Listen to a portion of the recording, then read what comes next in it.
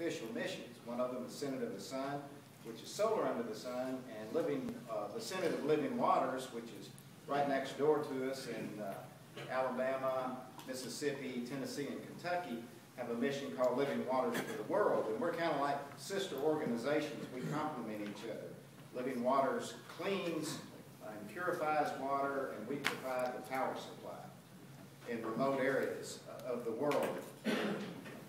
Enough sun energy hits the earth in 1 hour of one day to provide enough electrical energy to supply the entire world for 1 year, all its energy needs. And there seems to be a disconnect here. We here in the United States take it for granted. We walk into a room and flip on a light switch. Well, this is not true in developing world countries.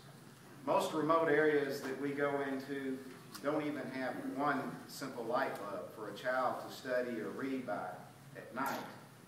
And so this is how we evolved with this mission. Energy can go into so many places, providing power for remote clinics to operate, provide refrigeration and power to run centrifuges and things like that. Water can go into remote areas and purify water. When we go to a drinking fountain and we take a sip of water, well, most people spend a large part of their day just collecting enough water each and every day to meet their needs. On average, a person walks 3.2 miles each and every day to meet their water needs. And we come in and help supply the energy needs to purify that water, because most water supplies around the world are not good. They're contaminated. Solar Under the Sun has a training camp. We teach 2 parts, Solar 1 and Solar 2. Solar 1 part of the training is the non-technical side of it. It's trip management, trip development, and covenant development relationships, and we teach energy needs assessment, where we go in and we survey a site before we even go in and install the equipment to find out what their needs are, not their wants, but their needs. Solar 2 is the technical side of that, where we teach the power supply of the energy source in nations. Right now, our power supply is supplying energy for the Living Waters for the World and their treatment plants around the world. Living Waters operates in 24 countries now and has over 400 systems. We've just been in operation and training just this year only. We've had 2 training classes this year, and we already have 18 missioners that have been out in the field doing solar energy. Our practice country is the most difficult country to work at in this hemisphere. It's Haiti, and we have 7 installations, solar installations already, even though we just started training this year in Haiti alone. And we hope to be in many other areas of the world in the near future once we get more and more people trained to do this particular mission. Our focus is not to be a mission tourist.